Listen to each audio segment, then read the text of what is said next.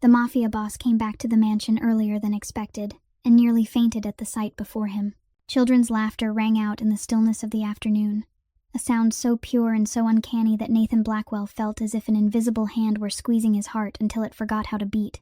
The Italian leather briefcase, stuffed with multi-million-dollar contracts and dark schemes, slipped from his fingers and thudded onto the white gravel path with a dry crack he did not even bother to notice. The eyes of the man who made all of Chicago bow their heads could not process what was unfolding on the lush green lawn of the very estate he owned. There, under the molten gold of 4 o'clock in the afternoon sunlight, his son Ethan, a 6-year-old boy whom 5 of the top neurologists in the United States had unanimously diagnosed with severe autism and a permanent loss of emotional connection, was clinging to a woman's neck and laughing out loud as if he had never known pain. That woman was not Serena, his flawless, beautiful fiancée, not any of the costly therapists he had ever hired.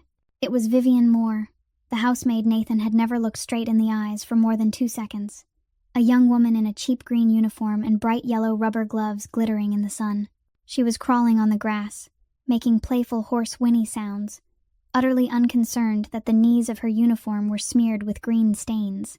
Ethan sat on her back, his tiny arms stretched wide as if he wanted to hold the whole world, his face radiant with a happiness Nathan had not witnessed once in the past 4 years. 4 years. 4 years of watching his son sit in an expensive wheelchair with vacant eyes fixed on nothingness. 4 years of listening to doctors explain that Ethan's muscles had wasted and stiffened, that the boy could not support his own body weight, that laughter was a reflex that could not happen in his condition. 4 years of spending millions of dollars on the most advanced treatments, the most expensive medical devices, the so-called best specialists, and now, a housemaid in $2 rubber gloves was doing what all his money could not buy. The gun hidden beneath his suit suddenly felt as heavy as a stone, dragging his shoulder down. Nathan Blackwell, the man who had once faced an enemy's muzzle without blinking, the man who had given orders to take care of people without a flicker of hesitation, now stood rooted in place like a statue before the sight of his son laughing and playing. The contrast was so sharp it felt cruel. His $15,000 suit against the girl's cheap uniform, the power of a mafia boss who terrified an entire city against the helplessness of a father who could not make his own child smile. 5 top neurologists with every degree and every reputation had failed miserably, while a girl who had not graduated from college was creating a miracle right in front of him. Nathan's mind spun, trying to reconcile contradictions that had no explanation.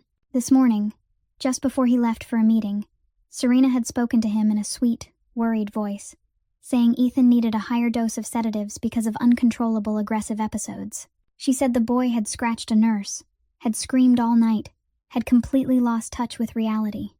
But the child laughing in front of him did not look like a patient who needed sedatives. The boy was alive, he was feeling, he was loving.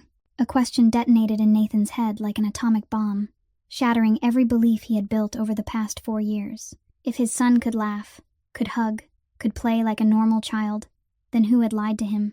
Who had made him believe Ethan was an empty shell with no emotions left? Who had stolen 4 years of his son's childhood and turned the boy into a ghost in his own home? And most of all, why? Nathan felt the ground beneath his feet begin to tremble. Everything he knew, everything he believed, everything he had accepted for 4 years was collapsing into ruin. And in the wreckage of that utterly overturned understanding, only one thing was clear in a way that hurt. Someone had deceived him. Someone would pay. If you want to know the horrifying truth behind this plot, tap like to support the channel. Share the video with friends who love drama, and do not forget to subscribe so you do not miss what happens next. Nathan walked toward the garden, each heavy step grinding into the white gravel, that rasping sound bursting the fragile bubble of happiness that had been floating over the green lawn. Vivian heard it, and her whole body locked up, as if someone had poured a bucket of ice water over her head. She turned, and her face went pale in an instant when she saw the tall figure of Nathan Blackwell moving straight toward her. In her mind, Serena's cold voice rang out at once, the rule that woman had repeated again and again on Vivian's very first day in this mansion. Do not touch the young master. Touch him, and you're fired immediately. No letter of recommendation, not a single cent of compensation. Vivian hurriedly lowered Ethan onto the grass, so rushed she nearly made the boy fall.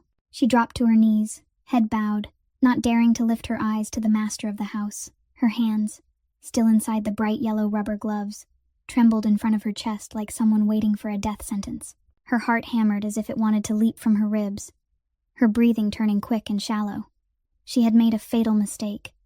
She had broken the most important rule, and now she would lose the only job keeping her alive, lose her shelter, lose everything. But what startled Vivian was that Ethan refused to leave her. The boy clutched the sleeve of her uniform, his tiny fingers gripping as if it were the only life preserver in a vast ocean. He let out a protesting moan, a sound clear and deliberate, nothing like the meaningless grunts the doctors had described in his medical record. Nathan stopped a few steps away, his sharp, cold eyes taking in every smallest detail. He watched the way his son clung to the maid, watched the unmistakable resistance in each of the boy's movements, and his mind began to process what he was seeing. This was not an unconscious reflex the doctors had been explaining for 4 years. This was an intentional act by a child fully aware of the world around him. Then Ethan did something that made Nathan feel as if someone had punched him straight in the chest. The boy sensed the tension radiating from Vivian, sensed the fear trembling through her body, and he acted. Ethan released Vivian's sleeve, crawled forward, then stood up on his small legs, standing tall right in front of the housemaid like a living shield. His tiny arms lifted, spread wide to either side as if he were trying to protect Vivian from any danger at all. The boy's brown eyes, the very eyes that looked exactly like his late mother's, stared straight into Nathan's with an expression this man had never once seen on his son's face. It was a guarded look, a wary look, the look of a child trying to protect the one he loved from an enemy, and that enemy was his own father. Nathan felt a stab of pain tear through his chest, sharper than any bullet he had ever faced in a life soaked in violence. His son, the child doctors had sworn could not recognize family, was standing there protecting a housemaid from him. The brutal truth crashed over him like a tidal wave. In Ethan's eyes, Nathan Blackwell was not his father. He was a stranger. He was a threat. He was something his son needed to be wary of. And Vivian, the housemaid with the cheap yellow rubber gloves, was safety, was someone to trust, was someone worth protecting. Vivian's voice rose, trembling, into the heavy silence. "Sir, I'm sorry. I didn't know you were coming home early." She stayed kneeling on the ground, head lowered, not daring to look up. Nathan swallowed hard, his throat dry and bitter. When he spoke, his voice came out hoarse, unfamiliar even to himself. "Stay where you are. Don't move." Vivian went rigid, waiting for the fury to erupt, waiting for the shouted insults, waiting for the cold declaration of dismissal she had been playing in her mind since the moment she saw him. But nothing happened. Nathan only stood there, motionless as a statue, watching his son with those tiny arms raised, protecting the housemaid. He stood in his own garden, in the mansion he owned, in the empire he had built with blood and tears, and he felt like a stranger, an intruder, someone unwelcome. 4 years. Where had he been when his son needed a father? What had he been doing while Ethan grew up in loneliness and fear? What had he been believing while the truth sat right in front of his eyes? If only he had been willing to take the time to look. Nathan Blackwell, the Mafia boss who didn't know what fear was, felt for the first time in his life a pain that money couldn't buy a cure for and power couldn't erase. The pain of a father who had become an enemy in his own son's eyes. Nathan moved closer, his voice coming fast and raw with desperation. Since when has he been able to laugh like that? The doctors said his muscles had wasted and stiffened. He couldn't support his own body weight. They said laughter was a reflex that couldn't exist in his condition. Since when? The questions fired out like bullets, one after another, each word carrying the bewilderment of a man watching his entire understanding of reality collapse into shards. Vivian was still kneeling on the lawn, but when she heard that question, she slowly lifted her head. For the first time since she had set foot in this mansion, she looked straight into Nathan Blackwell's eyes. No fear, no lowered gaze. In that moment, she forgot the man in front of her was the most powerful Mafia boss in Chicago. Forgot she was only a small, invisible maid. Forgot every rule and boundary she had obeyed for 8 months. Her voice rose, filled with a fierce protectiveness for the boy standing between them. "Always, sir. He's always known how to laugh, always known how to hug, always known how to love. He recognizes every person in this house. He's nothing like what they told you." Nathan stood frozen, Vivian's words slicing into his heart like blades. Always. One simple word, but it carried the weight of 4 years of lies. He stared at Vivian, his eyes demanding an explanation, and she began to tell him. She had worked here for 8 months, at first only cleaning the first floor, not allowed upstairs, not allowed near the young master, not allowed to do anything beyond wiping surfaces and scrubbing floors. But one night, when the whole mansion had sunk into sleep, she heard crying. A small, thin sound slipping out from a room on the second floor, the room she had been warned never to enter. Vivian knew she was breaking the rule, knew she could be fired on the spot if she was caught. But that crying, the crying of a child alone in the middle of the night, made it impossible to turn away. She crept up the stairs, gently pushed open Ethan's door, and what she saw changed everything. Ethan wasn't asleep. The boy was lying in bed, eyes wide open, staring at the ceiling, completely awake. When she stepped inside, he turned his head, and those brown eyes looked at her with an expression Vivian would never forget. It was a pleading look, the look of a child desperately searching for help. He was afraid, but not afraid of Vivian. He was afraid of something else, something she couldn't understand yet, not then. From that night on, Vivian began to meet Ethan in secret. Every night, when everyone else was asleep, she slipped into the boy's room again, sat beside his bed, held his hand, whispered fairy tales. Little by little, Ethan began to trust her. He began to respond, began to laugh, began to reach out and wrap his arms around her, the way an ordinary child starved for warmth would. And then Vivian discovered the most important thing of all. Every morning, Serena herself would give Ethan something she called a vitamin, a purple syrup in a small glass bottle. Serena said it was a supplement, something necessary to maintain the boy's health. But after each dose of that syrup, Ethan changed completely. The bright sparkle in his eyes went empty. The body that had been lively turned limp, as if the bones had vanished.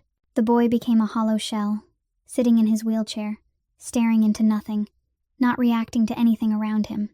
Vivian suspected that purple syrup wasn't a vitamin at all.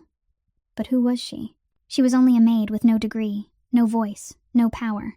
Who would believe her if she stood up and accused the beautiful fiancée of the Mafia boss? Nathan felt his mind spinning. 4 years, millions of dollars, 5 of the top neurologists in the United States, the most expensive medical devices, the most advanced treatments.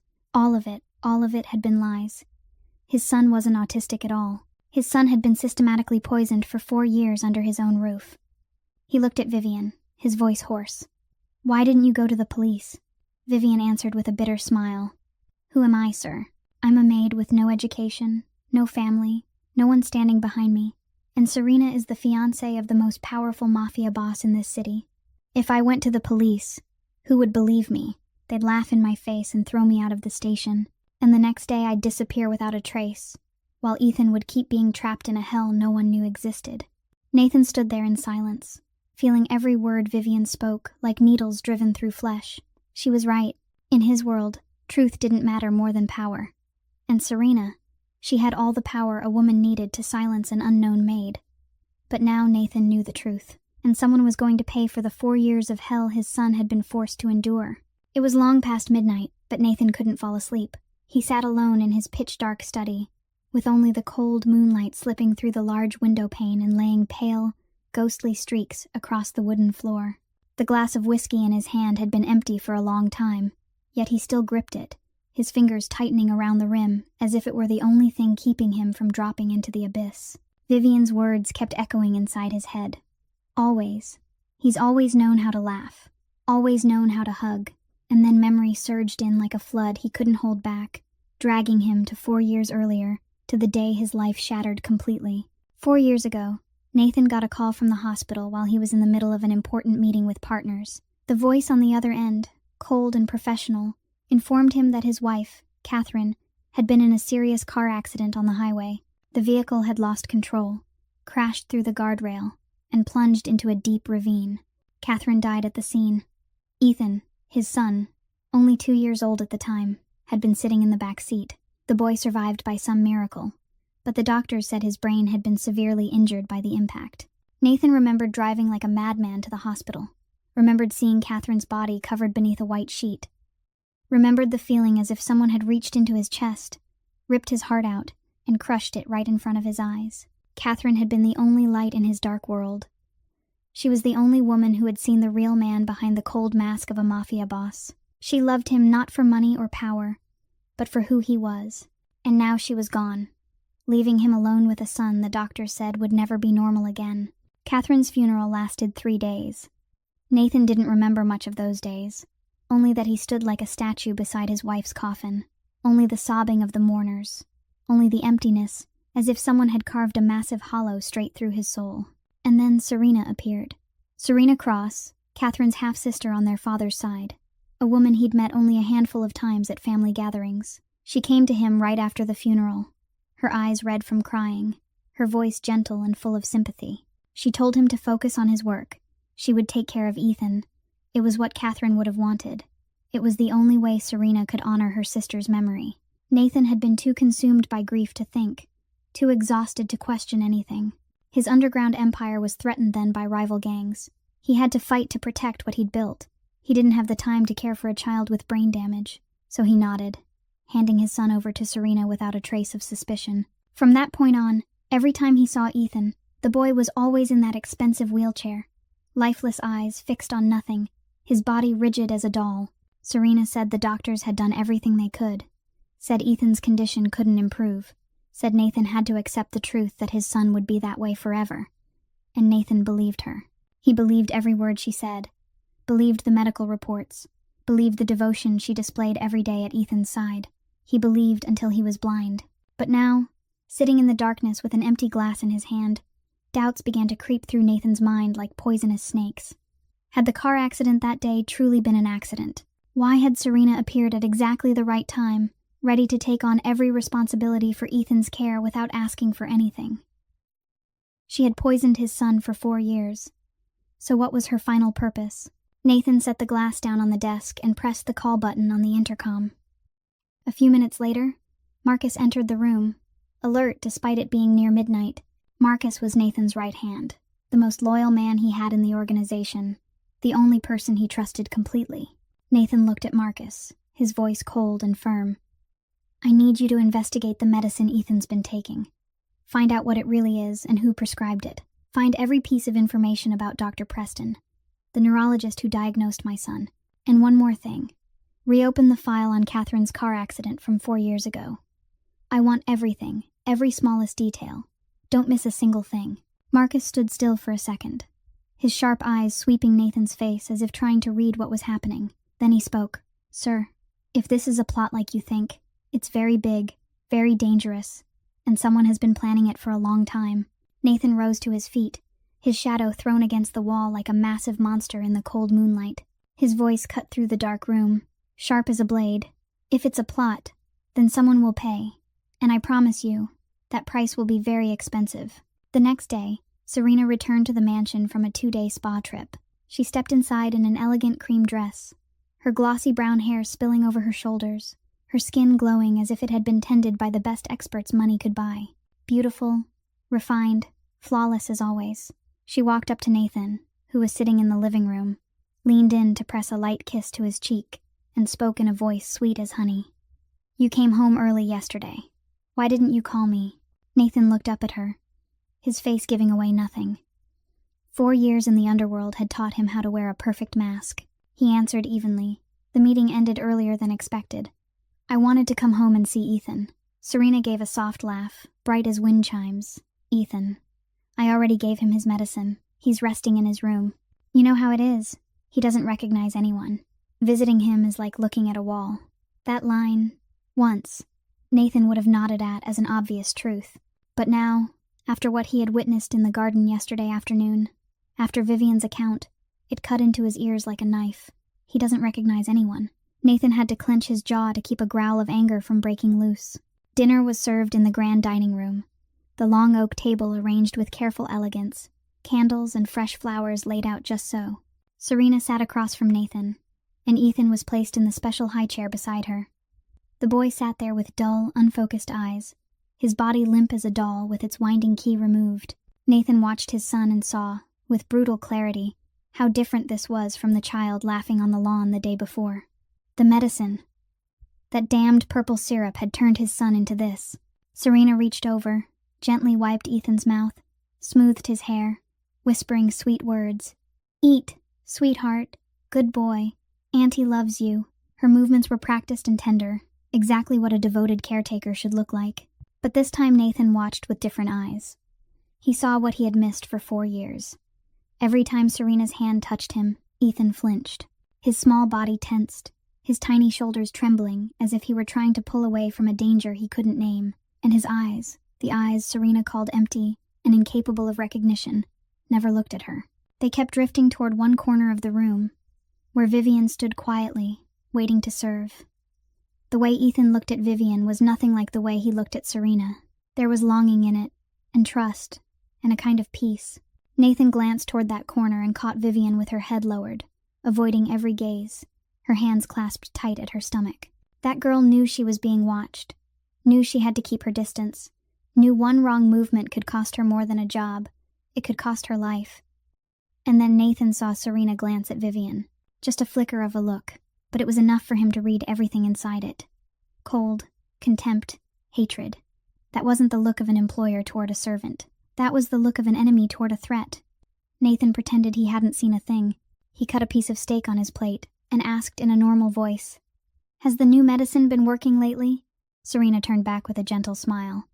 "Dr. Preston says we might need to increase the dose a little. Ethan has seemed a bit restless lately. Sometimes he has strange reactions the doctor can't explain."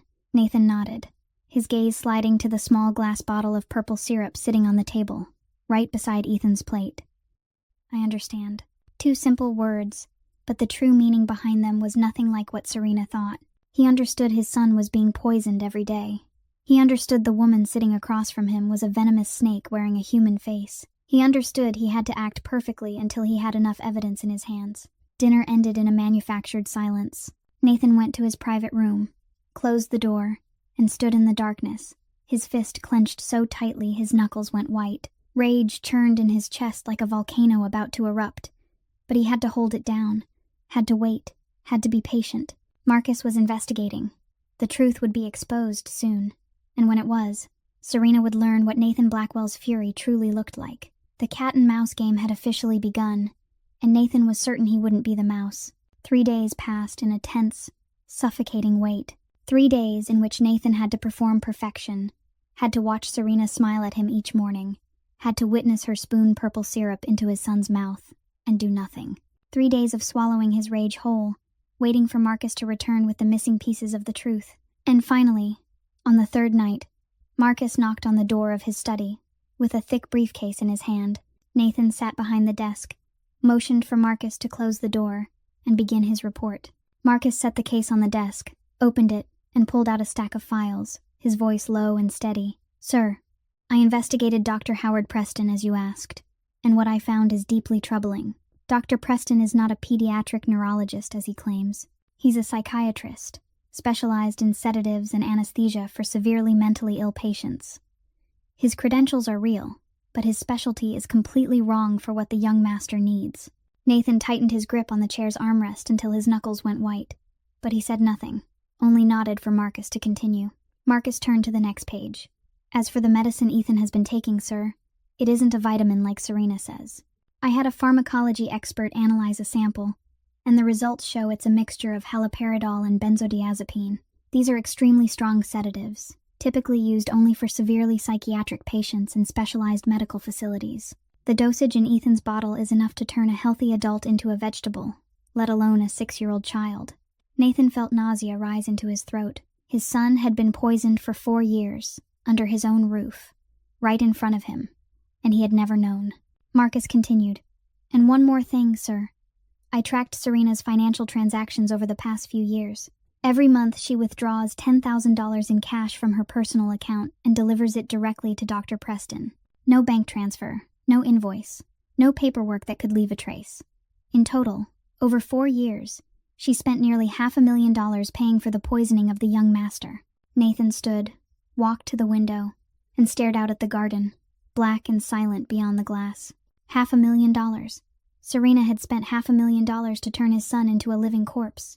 He took a slow, deep breath, forcing down the fury, screaming to break free. "What about Catherine's accident?" Marcus went quiet for a second before answering, still investigating. "Sir, the case file was closed long ago, with the conclusion of a loss of control accident. But I found one detail that's highly suspicious." Nathan turned back, eyes sharp as blades. "What detail?" "Catherine's car was taken in for maintenance 1 week before the accident. I found the garage that did the work and obtained a copy of the service request. The person who scheduled the maintenance that day, sir, was Serena Cross. Nathan felt the blood in his body turn to ice. Serena scheduled Catherine's maintenance. A week later, Catherine died in a crash, said to be caused by losing control. It couldn't be coincidence. It couldn't possibly be coincidence. Keep digging, Nathan said, his voice cold as ice. Find the mechanic who serviced the car that day. Find out what they did to the vehicle, who had access to it after the maintenance was completed. I need solid proof before I act. If Serena truly killed Catherine, I won't let her die easily. Marcus nodded. I understand, sir. But I need to ask, what do you plan to do with her while we're waiting? She's living under the same roof as you and Ethan. Nathan returned to the desk, sat back down, his eyes cold and calculating, like a leopard stalking prey. She won't suspect anything. We'll keep playing the blind fiancé until we have enough proof. But from now on, I want our people watching her every move, every call, every meeting. And most importantly, find a way to replace Ethan's medicine with a fake without her noticing. My son won't swallow another drop of poison. Marcus nodded and left, leaving Nathan alone in the dark room. He sat there, staring into emptiness, his mind spinning with what he had just learned. His son wasn't autistic at all. Ethan had been systematically poisoned for 4 years. And behind it all was Serena, the woman he had trusted, the woman he planned to marry, the woman who might have killed Catherine. Nathan clenched his hand, his nails digging into his palm until it bled without him even noticing. She would pay for everything, penny by penny. That night, after Marcus left, Nathan had someone summon Vivian to his study. She stepped into the dark room with worry written all over her face, her hands clasped tightly in front of her stomach, her gaze lowered, not daring to look straight at her employer. Nathan sat behind his desk, watching her in silence for a long time before he spoke. Sit down. Vivian hesitated, then sat in the chair across from the desk, back straight, shoulders tense, like a small animal ready to bolt at any second. Nathan looked at her, and his voice wasn't as cold as it usually was. There was something else in it now. I need to know about you, Vivian. Where are you from? Who were you before you came here? Vivian lifted her head, surprise plain on her face. She hadn't expected the most powerful Mafia boss in Chicago to care about the background of an ordinary maid like her. But then she understood. He was trying to confirm whether she was someone's spy, whether she was a link in some larger scheme. She took a deep breath and began to speak, her voice soft but steady. I'm an orphan, sir. I never knew my parents' faces, never knew who they were, never knew why they abandoned me.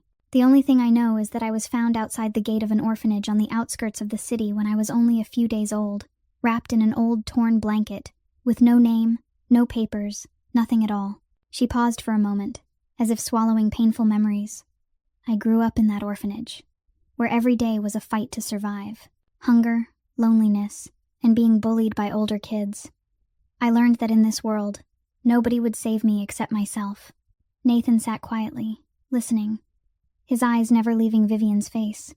She continued, and her voice began to tremble.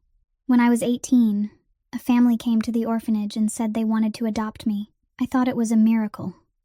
Thought God had finally seen me. Thought I was going to have a real family.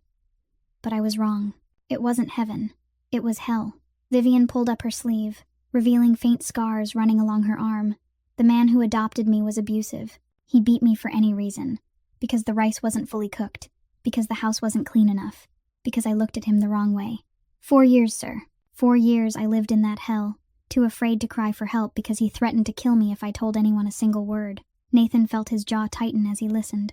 He had seen cruelty in his life, had inflicted more than his share of suffering on others, but the torment of an orphaned child with nowhere to run still stirred anger in him. Vivian lowered her sleeve again, covering the scars. When I was 22, I ran. I left that house with nothing but my bare hands and a body full of scars. I wandered the streets, doing anything to survive, washing dishes, cleaning houses, carrying trays in small restaurants.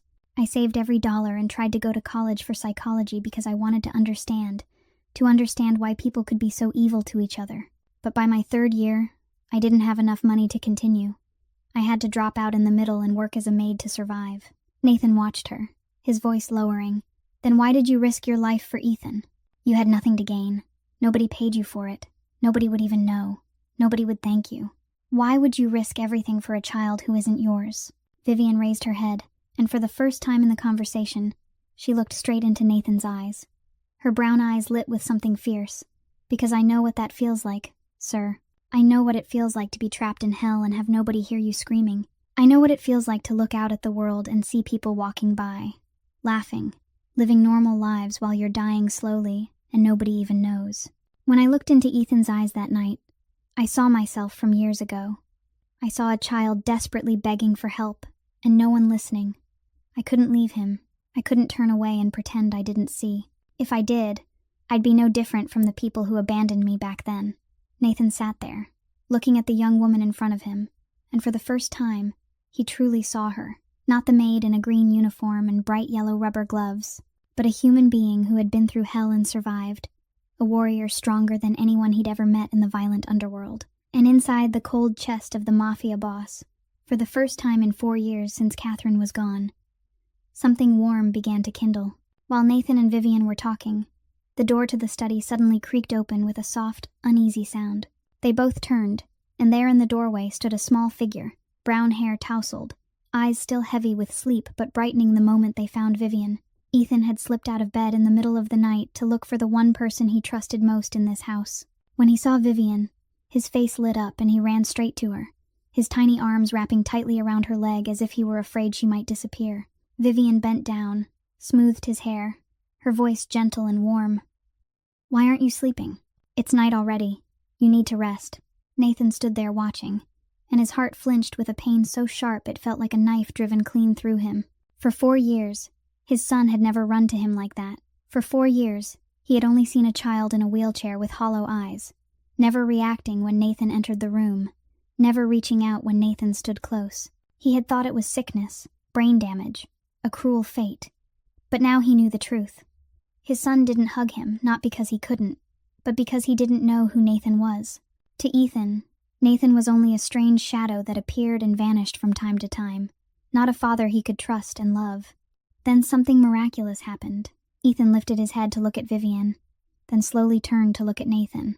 The boy's brown eyes, the very eyes that mirrored Catherine's, held something different from the guarded wariness Nathan had seen in the garden that day.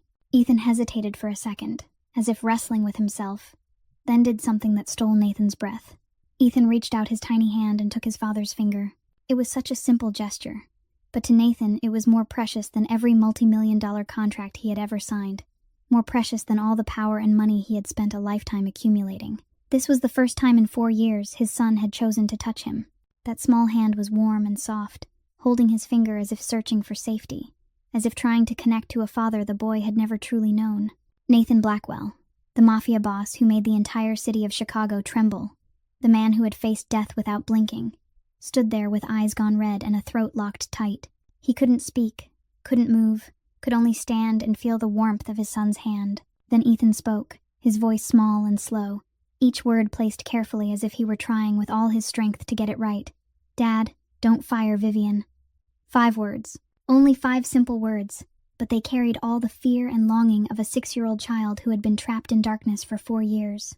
Nathan dropped to his knees on the floor, no longer caring about the expensive suit or the image of a powerful boss, and he pulled his son into his arms, holding him so tightly it was as if the boy might vanish if he let go. His voice shook as he whispered into Ethan's ear, "I'm not firing anyone. I'm sorry, son. I'm sorry I wasn't with you. I'm sorry I didn't protect you. I'm sorry." Vivian stood beside them, tears sliding silently down her cheeks as she watched father and son reunite after 4 years apart. She stepped back, wanting to give them privacy, but Ethan wouldn't let her. He reached one hand out, grabbed Vivian's hand, and pulled her closer. In Nathan's arms, the boy held on to both of them, as if this was the family he had always been craving. No one in that room knew that just outside the half-open door, Serena was standing in the hallway shadows. She had woken up when she couldn't find Nathan beside her, and had gone looking for him, but instead of entering, she stopped when she heard voices. She stood there, listening to every word, watching every movement through the narrow crack of the door. Her eyes slowly turned to ice, her lips pressing into a hard line. Nathan knew. Somehow, he knew. That damned little maid had told him everything. Serena backed away in silence, her footsteps making no sound on the carpet. She turned and walked back to her room, her mind spinning with calculations. She needed to act now, before it was too late. 4 years of a perfect plan couldn't be destroyed by an anonymous maid and a mafia boss who suddenly wanted to be a good father. Serena wasn't going to let that happen, no matter what she had to do. 2 days passed after that night. 2 days in which Serena lived with anxiety and a slow burning anger. She knew Nathan had changed, knew he was hiding something from her, knew that little maid had said things she had no right to say. She couldn't let it go on like this. Couldn't sit still and watch 4 years of a perfect plan collapse because of an anonymous girl in bright yellow rubber gloves. Serena needed to act, and she needed to act now. Last night, when the entire mansion had sunk into sleep, Serena slipped into Vivian's room. She moved like a ghost, opened the maid's wardrobe drawer, and placed inside it a glittering diamond necklace, the most expensive piece of jewelry she owned. The heirloom her mother had left her before she died. Serena didn't hesitate. She was willing to sacrifice anything to remove Vivian from this house. The next afternoon, the performance began. Serena called every employee in the mansion to gather in the grand foyer. From the gardener to the chef, from the driver to the cleaners. They stood in a line with anxious faces, not understanding what was happening. Then Serena appeared at the top of the stairs and began to descend, 1 step at a time, slow and theatrical. In her hand was the diamond necklace, and her face twisted into an expression of perfectly acted grief, tears shimmering in her eyes. She stopped in the middle of the foyer, and her trembling voice carried through the silence. "This necklace is the only keepsake my mother left me before she died. It means more to me than my own life, and today, I found it in the room of one of you." Serena lifted her hand, her index finger pointing straight at Vivian, who was standing in the corner of the foyer, in that girl's room. Every gaze snapped toward Vivian, cold and condemning. 2 security guards stepped forward, each grabbing one of her arms and dragging her into the center of the foyer. Vivian didn't even have time to react. She was shoved down onto the freezing marble floor, her knees striking the hard stone and making her wince in pain. She looked up, eyes wide with horror, her voice breaking in desperation. "I didn't take it. I swear. I never go into Serena's room. I don't even know what that necklace looks like." Serena stepped closer, standing over Vivian, looking down with an expression that was both wounded and furious. A performance worthy of an Oscar. "I trusted you. Vivian, I gave you a job when you had nothing. I gave you a roof when you were wandering the streets. I treated you like family, and this is how you betray me. You stole my mother's keepsake." Serena's tears rolled down her cheeks, perfect, meticulous crocodile tears. She turned to the staff gathered around them, her voice thick with outrage. "Call the police. Throw this girl out of here immediately. I don't want to see her face for 1 more second." The employees began to whisper, looks of disgust and contempt pouring down on Vivian. The chef shook her head in disappointment. The gardener folded his arms and stared at her like she was a criminal. And even Mrs. Webb, the elderly housekeeper who had worked in this mansion for 20 years, only lowered her head, not daring to look, not daring to speak. No one defended Vivian. No one believed her. She was alone inside a hostile circle, knees on cold marble, tears soaking her cheeks, while words failed her. She wanted to scream that she was innocent, wanted to explain she was being framed, but she knew no one would listen. She was only a poor maid, with no family, no relatives, no one to stand on her side. Serena, meanwhile, was the Mafia boss's fiancée, a beautiful, powerful woman, someone everyone feared and respected. Who would believe a girl like Vivian over someone like Serena? But what hurt Vivian most wasn't being framed, wasn't the prospect of being fired and sent to jail for theft. What hurt most was thinking of Ethan. If she was thrown out, who would protect him? Who would slip into his room late at night to hold his hand and whisper fairy tales? Who would remind him he wasn't alone, that someone loved him? Serena would keep poisoning him, turning him back into a lifeless body in a wheelchair, and this time there would be no one left to save him. Vivian lifted her head and looked at Serena, eyes red from crying but still flashing with anger. "You know I didn't take it. You know better than anyone." Serena gave a thin smile, tilting her head as she looked at Vivian the way you look at a pathetic insect. "I don't know what you're talking about. The only thing I know is that my mother's necklace was in your drawer. Now you can explain that to the police." Serena turned toward one of the guards, about to order him to make the call, when a low, cold voice rang out from the staircase. "Enough." Everyone in the foyer turned toward the staircase, where Nathan Blackwell stood with a face cold as ice. He came down 1 step at a time, slow and deliberate, his sharp gaze never leaving Serena. Serena let a triumphant smile bloom, certain Nathan had appeared to support her, to punish the despicable thief at her feet. She moved toward him, her voice honeyed and flawlessly wounded. "Darling, you see, this girl stole my mother's necklace, the only keepsake I have left." But Nathan didn't stop beside Serena. He walked straight past her as if she didn't exist, and went to Vivian, still kneeling on the cold marble. He bent down, offered his hand, and gently helped her to her feet, careful and tender as if she were something precious that could shatter at any moment. Serena froze, the smile wiped clean from her mouth, replaced by stunned confusion. "You, what are you doing? You're helping a thief up." Nathan turned to her, his voice cold and sharp as a blade. "She didn't steal anything." Serena forced a laugh, trying to steady herself. "You believe that stray more than you believe me. I'm your fiancée. I'm the one who's been beside you and taking care of Ethan for 4 years. And that girl is just a nobody maid." Nathan looked straight into Serena's eyes, his gaze so cold it made her shiver. "I don't believe a stray. I believe the security cameras."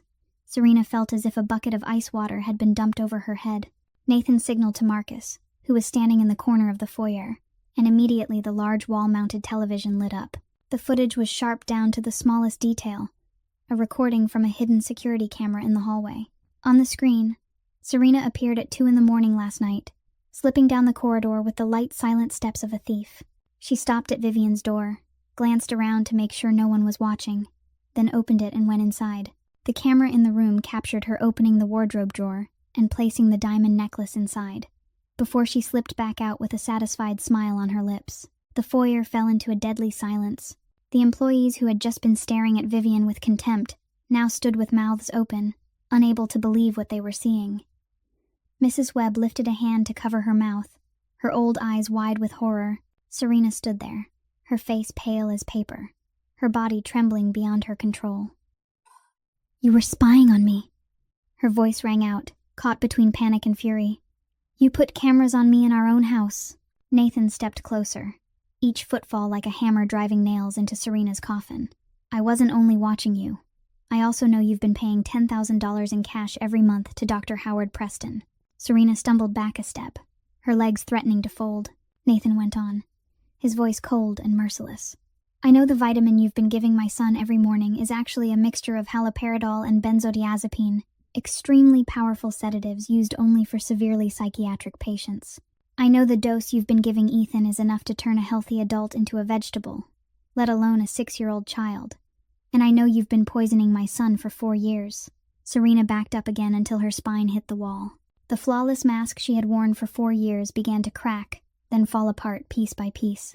She looked around like an animal cornered, searching for an exit, but there was none. Every eye in the foyer was on her now, no longer respectful, no longer afraid, only disgusted and furious. Nathan stepped close until he stood directly in front of her, his eyes 2 black, bottomless pits without a trace of emotion. 4 years, Serena, 4 years you turned my son into a living corpse. 4 years you made me believe his brain damage was permanent. 4 years you stole Ethan's childhood and my peace. Do you have any idea how much it broke me? Every time I saw my son in that wheelchair with those empty eyes." Serena pressed her lips together, and something dangerous flashed in her eyes. She knew she was exposed, knew no lie could save her now. But Serena Cross wasn't the kind of woman who surrendered easily. She had spent 4 years building this plan, sacrificed too much to get this far, and she wasn't going to let it collapse because of a maid and a few videos. If she had to go under, she would drag everyone down with her. Serena lifted her chin, looked straight into Nathan's eyes, and a strange smile spread across her mouth, the smile of someone with nothing left to lose. Serena stood with her back against the wall, that strange smile still lingering on her lips. She didn't deny it. She didn't cry or beg the way everyone expected.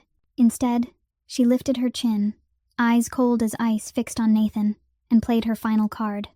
Her voice carried through the foyer, sharp and dripping with venom.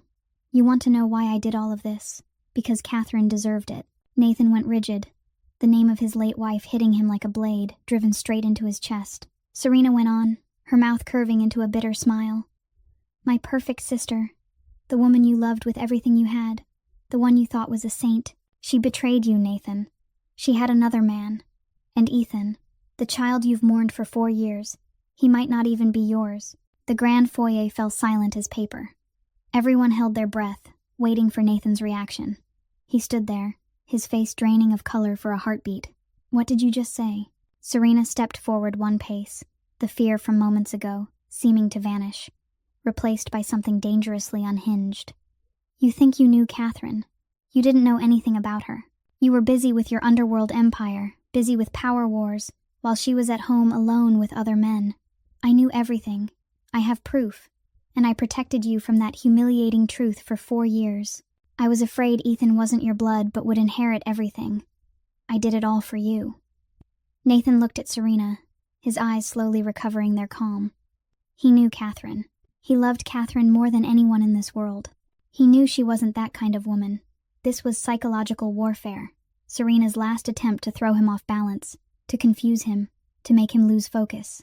He answered coldly, "Even if that were true, you still had no right to poison a 2-year-old child for 4 years. Whoever Ethan's father is, he's still an innocent child. You stole 4 years of his childhood, turned him into a vegetable, trapped him in hell under the roof of his own father. No reason can justify that." And that was when Serena lost control completely. The sweet, refined mask she had worn for 4 years shattered, exposing the real face beneath, wild and full of hatred. She screamed, her voice shrill and feral. "Yes, I poisoned him. I made him drink it every day so he'd become a useless lump of flesh. You want to know why? Because if he was healthy, he would inherit everything. Your entire empire, all your money, your power, all of it would belong to him. And me, what would I get? I took care of him for 4 years. I played the role of the good aunt, the perfect fiancée for 4 years. I deserved to be rewarded." Serena shrieked, tears starting to spill down her cheeks. But they weren't tears of sorrow. They were tears of madness and rage. Catherine always had everything. Father loved her. Our stepmother spoiled her. You loved her. And me. I was only the half-sister no one even bothered to look at. I lived in her shadow my whole life. And when she died, I thought I finally had a chance. Finally I could take what should have been mine. Nathan stood there, cold as an ice statue, not a flicker of emotion on his face. When Serena paused to breathe, he spoke, his voice so calm it was frightening. "You will be rewarded.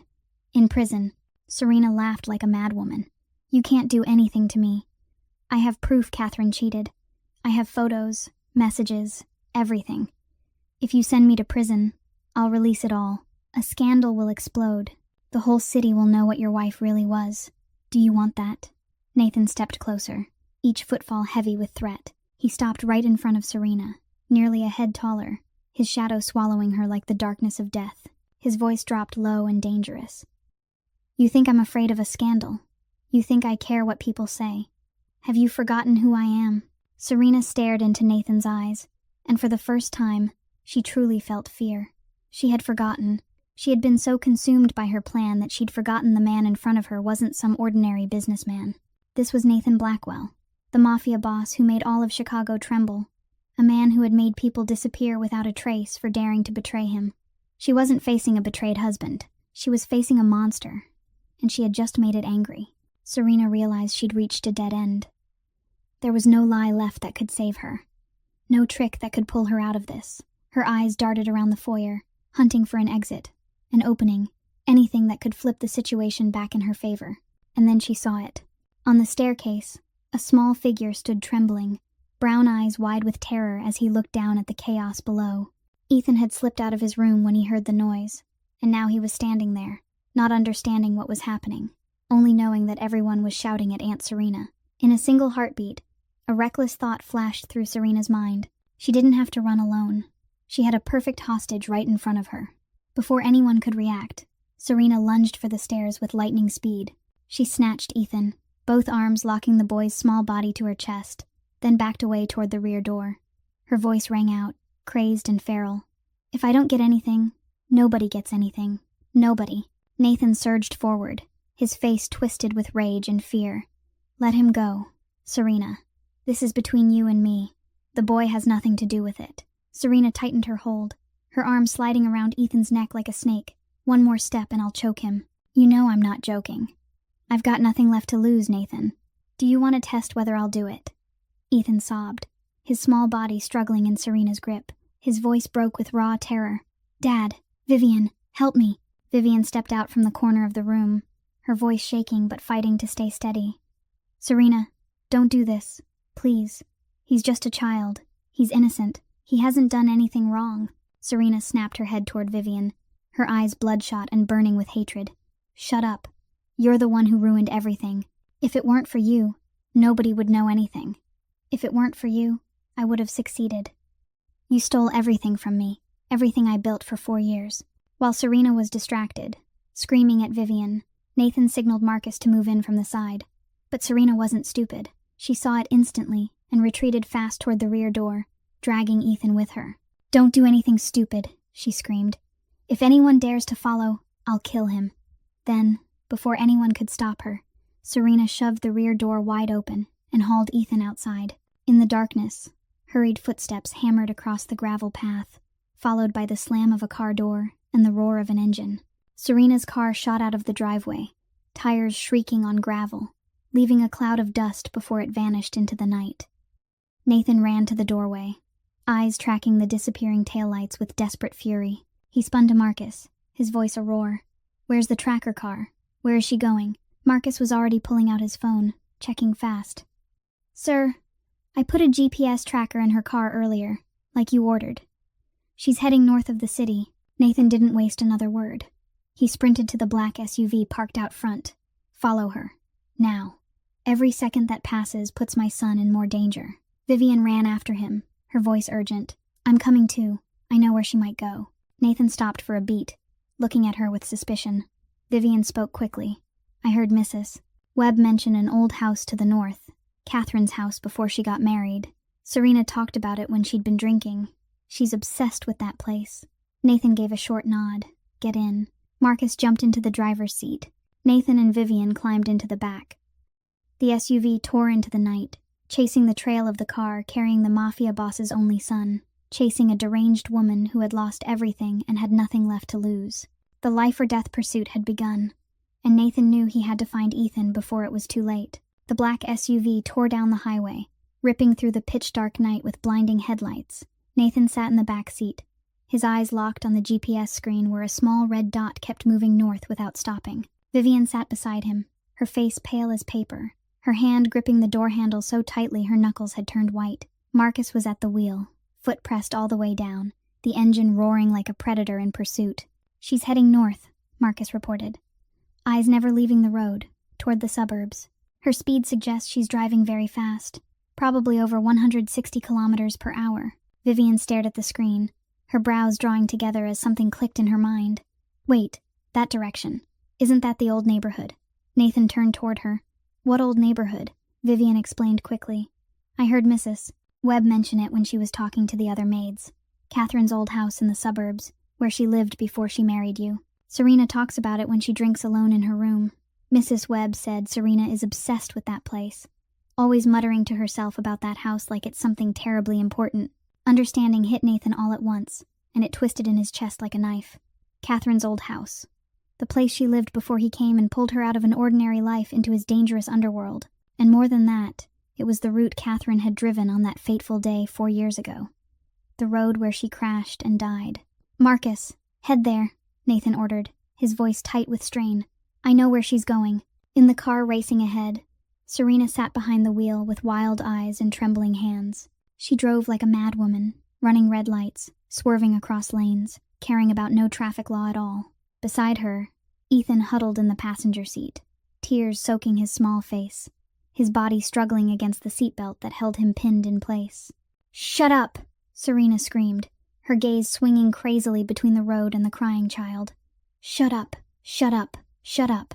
But Ethan didn't stop. For the first time in 4 years, trapped in the darkness of sedatives, the boy found his voice, and he used it to call the name of the person he trusted most, the one who had pulled him out of hell, the one who had shown him what love felt like. Vivian! Ethan screamed, his voice breaking with fear and desperation. Vivian! Vivian! Vivian! In the SUV chasing behind, Nathan suddenly heard that cry spill out from the small speaker on the dashboard. Marcus had planted a listening device in Serena's car days ago, on Nathan's orders, and now Ethan's desperate cries were coming straight into their ears. Vivian, Vivian, Vivian. Nathan went rigid, his heart tightening as if a fist had closed around it. His son was calling a name. For the first time in 4 years, the boy was clearly calling someone by name. But that name wasn't Dad. It wasn't Nathan.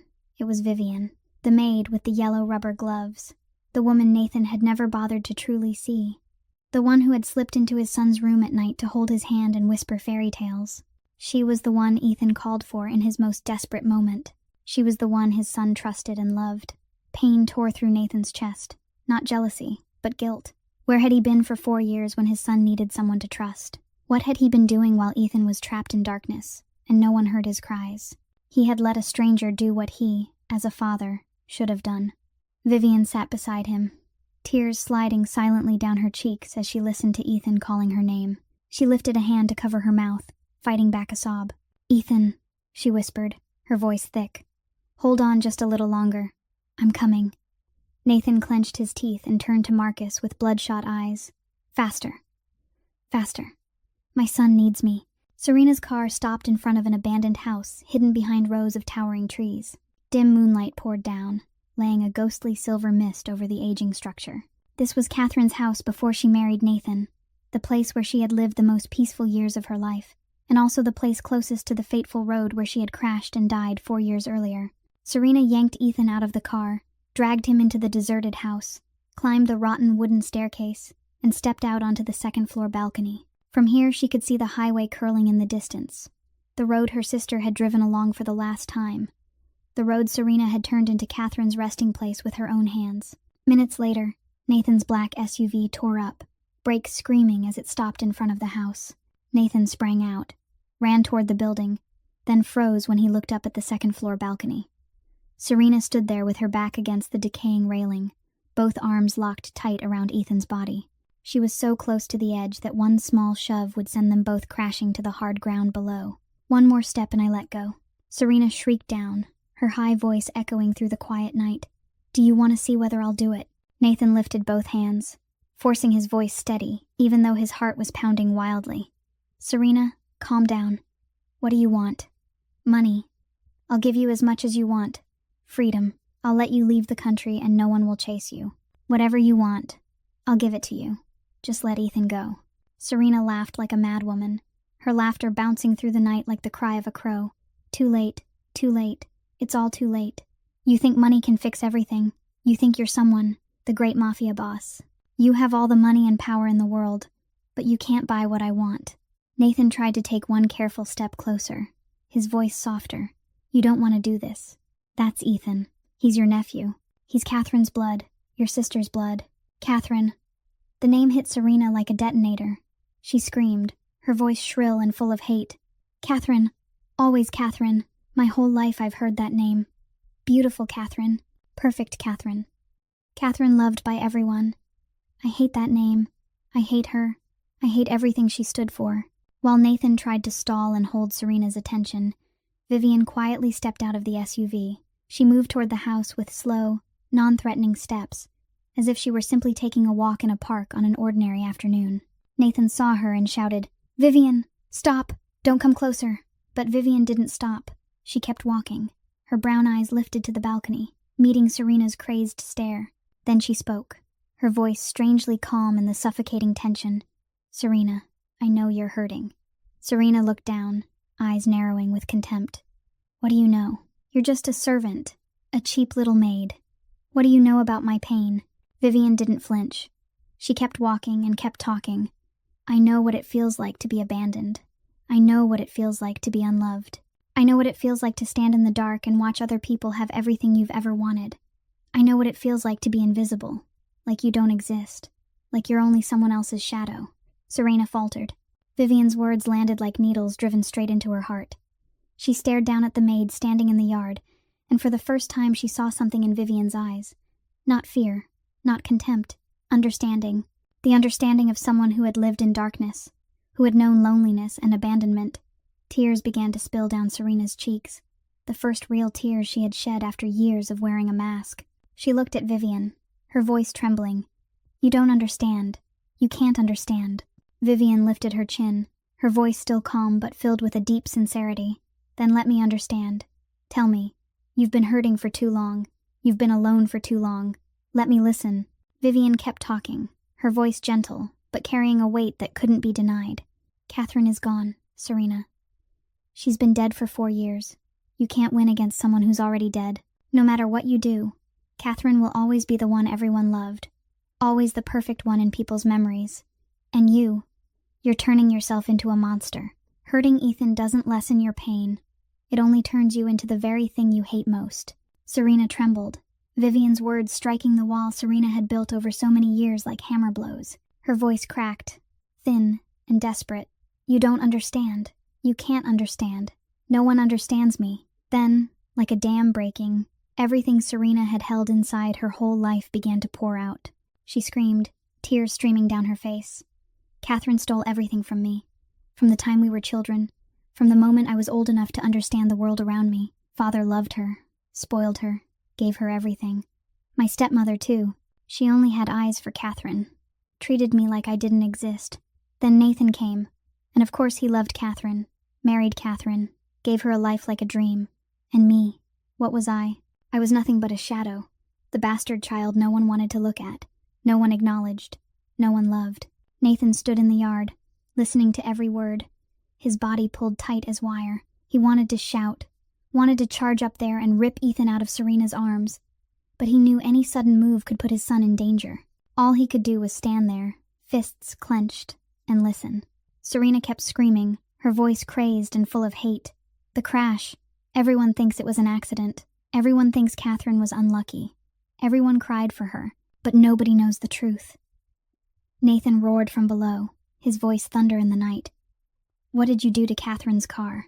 Serena looked down at him, eyes wild and unhinged. Then she screamed the truth she had buried for 4 years. "I sabotaged the brakes. I killed her. I killed my perfect sister." Deadly silence swallowed the abandoned house. Nathan stood as if struck by lightning, his whole body trembling with the fury boiling in his veins. Catherine didn't die in an accident. His wife had been murdered by her own sister.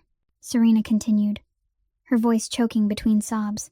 "I only wanted her dead. I didn't know Ethan was in the car that day. When he survived, I thought it was an opportunity. If he became a vegetable, Nathan would forget him, would hand him to me to take care of, would slowly turn to me. I would have everything Catherine had. Finally, I'd be loved." While Serena was crying and losing focus, Ethan saw his chance. He wasn't the helpless child numbed by sedatives anymore. He opened his mouth and bit down hard on the arm holding him. Serena screamed in pain. An instinct made her loosen her grip for a second, and that second was all Ethan needed. He wrenched free, darting toward the stairs on small legs that were quick and sure. Nathan shot up the staircase like an arrow, taking 2 and 3 steps at a time, catching his son in his arms halfway up. He held Ethan tight, pressing the boy's small body to his chest as if terrified someone might snatch him away again. Marcus charged onto the balcony right after, tackled Serena to the floor, and snapped cuffs on her wrists before she could react. Serena lay on the rotting wooden boards, screaming and sobbing like a madwoman. "I deserve to be loved. I deserve to be loved. Why doesn't anyone love me? Why?" Vivian ran up the stairs, rushed to Nathan and Ethan, and wrapped her arms around both of them, tears soaking her cheeks. The 3 of them stood there, holding one another in the abandoned house, beneath the dim moonlight, in front of the wild screaming of the woman who had caused every piece of this tragedy. Ethan sobbed in his father's arms and Vivian's, but it wasn't the cry of fear anymore. It was the cry of a child finally set free, finally safe in the arms of the people who loved him. And Nathan, the cold, ruthless Mafia boss, for the first time in 4 years, let tears run down his cheeks without trying to hide them. Justice was carried out quickly in the weeks following that horrific night. Now, 6 months later, the truth had been fully documented, and the scars were beginning to heal. Nathan sat in his study, and in front of him lay a thick stack of documents containing the results of the sweeping investigation he had ordered. First came the DNA test results. Ethan was 100% Nathan Blackwell's biological son. Not a sliver of doubt, not a single % of error. Serena had lied about Catherine's affair, had invented the story of another man to shake Nathan, to make him question his wife, to justify the crime she had committed. Catherine had never betrayed her husband. She had loved Nathan with her whole heart until the final second of her life. Nathan closed his eyes, feeling as if a portion of the weight had been lifted from his shoulders. At least Catherine's memory remained intact and pure. Next came the findings on the car crash from 4 years earlier. The police had reopened the case with the new evidence Marcus had gathered. The mechanic who had serviced Catherine's car was found and questioned. He admitted that after he finished the work, A woman came to the garage and asked to check the car alone. That woman was Serena Cross. Forensic experts re-examined what remained of the vehicle and confirmed the brake system had been deliberately sabotaged. This wasn't an accident. This was murder. Serena Cross was charged with first-degree murder, along with a long list of additional charges including child abuse, poisoning, kidnapping, and false accusation. With undeniable evidence and her own confession in front of multiple witnesses, the expected sentence was life in prison without parole. She would never see the sunlight of freedom again. Dr. Howard Preston didn't escape either. Under interrogation, he confessed to everything. Serena had paid him to prescribe sedatives for Ethan, had demanded he falsify medical records, had turned a healthy child into a vegetable for 4 years. He was stripped of his medical license permanently and charged as an accomplice to child abuse. His career and his life were effectively over. Back at the mansion, Nathan summoned all the staff into the grand foyer. Mrs. Webb, the elderly housekeeper who had worked here for 20 years, collapsed to her knees at Nathan's feet, tears soaking her wrinkled face. She choked out, I knew something was wrong. I saw Serena give the boy medicine every morning.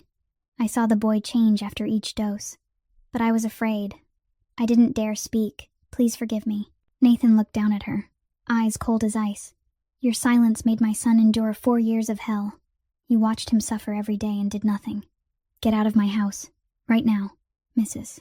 Webb sobbed as she was led out of the mansion. And she wasn't the only one. Every employee who knew and chose silence, everyone who turned away from the suffering of a child, was dismissed without mercy. Nathan had no patience for cowardice. The only bright thing in all that darkness was Ethan's recovery. Once the sedatives stopped, the boy recovered at an astonishing speed. He began to talk more, to walk normally. He even ran through the garden with bright laughter echoing across the mansion grounds. The pediatrician Nathan hired examined him and confirmed Ethan had no permanent brain damage at all. The boy was making a remarkable recovery. He needed time to heal both his body and his spirit. Every step he took on the lawn was a victory of medical science, physical therapy, and most of all, the unwavering love from Nathan and Vivian. One afternoon, Nathan called Vivian into his study. She came in with a worried expression, not knowing what her employer wanted to say. Nathan stood by the window, looking out at the garden where Ethan was playing, then turned to face her. His voice was low and sincere. "Thank you, Vivian. You saved my son. You saved me." Vivian lowered her head, her cheeks warming. "I only did what anyone would do. And I think, now that everything is over, I should go. My work here is done." Nathan stepped closer, stopping in front of her, his gaze holding hers with a sincerity she had never seen in this man. "Stay. Not as a maid, as Ethan's tutor. He needs you. He trusts you more than anyone in this world." He paused for a moment, then added, his voice softer, "And I do too." Vivian lifted her head, met Nathan's eyes, and for the first time she didn't see a cold Mafia boss, but a father trying to mend what had been broken, a man searching for redemption. She nodded. "I'll stay." The mansion that had once been cold and gloomy like a prison had changed completely. The heavy curtains were replaced with light sheer drapes that let sunlight spill into every corner. Children's laughter echoed through the hallways, the sound of little feet running across wooden floors, bright voices calling out in playful bursts. This was no longer a house of darkness and secrets. This was a real home. Ethan was attending school normally at an elementary school near the estate, and he fit in quickly with his classmates. He wasn't the child curled into himself in a wheelchair with empty eyes anymore. He was a lively, mischievous, quick 6-year-old, the fastest kid in his class. His teacher couldn't stop praising his intelligence and how quickly he learned. The doctor said 4 years of being poisoned with sedatives had left no permanent physical damage, but Ethan's spirit would need time to heal. Thankfully, he had Vivian beside him. Vivian had officially become Ethan's tutor, no longer the maid in yellow rubber gloves scrubbing floors. She helped him with homework every afternoon, read him fairy tales every night, and she was the first person he searched for when nightmares woke him in the dark. Alongside caring for Ethan, Vivian returned to college to finish the psychology degree she had been forced to abandon years ago. Nathan covered her entire tuition, but Vivian insisted she would repay every dollar after graduation, once she had steady work. She didn't want to owe anyone anything, even if that person was Nathan Blackwell. Nathan had changed too.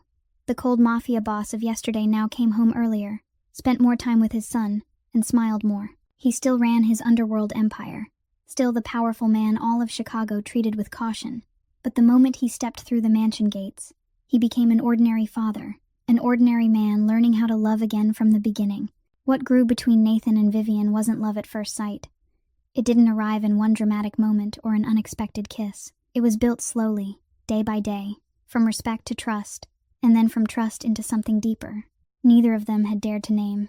It was in the mornings when the three of them sat down for breakfast, Ethan chattering about the dream he'd had the night before, Vivian laughing and asking for more details, and Nathan watching them with a quiet smile on his mouth. It was in the late nights after Ethan was asleep, when Nathan and Vivian talked in the living room, about life, about the past, about the future, about things they had never shared with anyone else. It was in the stolen looks when they thought the other wasn't paying attention, the shared smiles when Ethan did something silly, the accidental brush of hands that made them both startle. That afternoon, Nathan came home earlier than usual. When he stepped into the garden, he saw Ethan racing a few neighborhood kids across the green lawn. The boy was far in front, small legs pumping fast, brown hair flying in the wind. He crossed the finish line first and turned with a radiant grin when he spotted his father. "Dad, I'm the fastest." Ethan ran to Nathan, arms lifted to be picked up. Nathan laughed, bent down, scooped his son up, and spun him around until the boy squealed with laughter. "You did great. Who taught you to run so fast?" "Vivian taught me," Ethan said, still panting from the race. "She said she learned to run to catch the bus when she was little, because if she missed the bus, her feet would get tired from walking." Nathan lifted his eyes toward the porch, where Vivian stood leaning against a column, watching father and son with a gentle smile. The golden afternoon sun lit her face, making her warm brown eyes shine. And in that moment, Nathan felt something he thought he had lost forever after Catherine died. Happiness. "Go inside and get some water." Nathan set Ethan down and ruffled his hair. "I want to talk to Vivian for a moment." Ethan looked at his father, then at Vivian, a mischievous grin spreading across his face. "Dad wants to talk grown-up stuff again." Then before Nathan could react, the boy giggled and ran inside, leaving Nathan and Vivian standing in the sun-soaked garden, surrounded by birdsong and the faint scent of flowers. Nathan and Vivian stood facing each other in the garden, the late afternoon sun, honey gold, spilling across her shoulders and lighting up her brown hair and warm eyes. Nathan drew a deep breath, searching for the right words for what he needed to say. "The lawyer called me today." Vivian heard that, and her face tightened with worry at once. "Is it something about custody? Did Serena do something from prison?" Nathan shook his head. "No, it isn't about Ethan. They called about your employment contract." Vivian went pale, her heart seeming to skip a beat. What had she done wrong? Had she become too close to this family? Had she crossed a line a tutor wasn't supposed to cross? Did I do something wrong? Nathan looked at her, his eyes gentle in a way she had never seen in him before. "I want to cancel the contract." Vivian's heart sank. She had known this day would come. She was only a maid, a temporary tutor, not someone who belonged in Nathan Blackwell's world. She lowered her head, her voice small and trembling. "I understand. If you need me to leave, I'll pack tonight." But Nathan stepped closer, stopping right in front of her. "You don't understand, Vivian. I don't want you to be an employee anymore." Vivian lifted her head, confusion filling her eyes. Nathan continued, his voice low and sincere. "When I came home that day and saw you on the lawn with Ethan, I didn't just see a babysitter. I saw what this house had been missing for 4 years. I saw what I had been missing for 4 years. Light, laughter, warmth." He paused, then went on. "These past 6 months, you've taught me how to be a father. You taught me money and power mean nothing if there's no one to share laughter with. You taught me love can't be bought with dollars. It has to be built with time and sincerity. You saved us, Vivian. Both Ethan and me." Nathan reached into his jacket and took out a small black velvet box, then lifted the lid. Inside was a delicate platinum necklace with a finely crafted pendant shaped like a tiny paper airplane. Vivian stared at it, eyes wide with surprise. "This was the first thing Ethan drew when he recovered," Nathan explained. "A paper airplane. He said it symbolized freedom, being able to fly anywhere you want without anyone stopping you. I had someone make it into a necklace for you." He took the necklace out and gently fastened it around Vivian's neck. "I'm not proposing. Not yet. I know you need to finish school. You need your own path. You need to prove to the world and to yourself that you can stand on your own 2 feet. I respect that. But I want you to stay. Not as staff, not as a tutor, but as family, the three of us. No contract, no boundaries, no distance, just us. Vivian felt tears rise in her eyes, and she couldn't hold them back anymore. They slid down her cheeks, but these weren't the tears of pain she had shed so many times in her life. These were tears of happiness. "You and Ethan saved me too," she whispered, her voice thick. "I had nothing before I came here. No family, no home, no future. Ethan gave me a reason to live, gave me someone to love and protect. And you gave me a place to belong." Vivian nodded, then lifted herself onto her toes and wrapped her arms around Nathan. He held her back, tight, feeling the warmth of her body seep into the cold space inside his chest. Then they kissed, their first kiss. Slow, sweet, full of promise.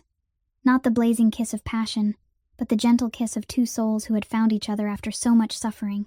Dad and Vivian are kissing, gross. Ethan's voice rang out from the porch, making them jolt and pull apart. He stood there holding a glass of water, his face twisted like he'd just bitten into a lemon. Nathan and Vivian looked at each other, then both burst into laughter. Ethan ran over, wedged himself between them, and all three of them held each other in the garden drenched in sunset. "I want us to go to the beach tomorrow," Ethan said, his eyes lighting up. Vivian has never seen the ocean. Nathan looked at Vivian in surprise. "Really? You've never seen the ocean?" Vivian blushed, a little embarrassed. "I didn't go many places when I was little. The ocean was always a distant dream for me." Nathan smiled, the warmest smile he'd had since Catherine died. "Then pack your bags. Tomorrow we go to the beach. The day after we go to the mountains. We've got a whole lifetime to make up for the time we lost." The three of them walked into the house together, warm yellow light spilling out from inside to welcome them. Nathan watched Vivian holding Ethan's hand, watched his son talking nonstop about waves and sandcastles, and he realized something. Happiness had come into his life through the back door, in a cheap green uniform and bright yellow rubber gloves. It didn't arrive in the form he expected, didn't come the way he had imagined, but it came, and it was real. The door closed behind them, leaving the garden to sink into the gentle darkness of night. That garden now held a secret, the secret of how a pair of cheap yellow gloves had changed the fate of three souls forever. Their story didn't end with the familiar line "they lived happily ever after." It ended with something better, truer, and more beautiful. They were brave, and they truly lived. The story ends here. From this story, we can draw many valuable lessons for life. First, sincere love doesn't need money or status. It only needs a heart that knows how to care and is willing to sacrifice. Vivian had nothing but her kindness, yet she saved a child in a way millions of dollars couldn't. Second, never stay silent in the face of evil, because silence is complicity. Third, family isn't about blood. It's about the people willing to stand by you in your hardest moments. And finally, happiness sometimes comes from the places you least expect, as long as you open your heart to receive it. Thank you for following the story all the way to the final minute. How did you feel about this story? Did it remind you of anything in real life? Please leave a comment and share what's in your heart. We truly want to listen. If you enjoyed this story, don't forget to like and share the video with the people you love. Subscribe to the channel and turn on notifications so you don't miss the touching stories we bring you every day. Wishing everyone watching this video good health, a joyful life, and days filled with calm and peace. Goodbye, and see you in the next video.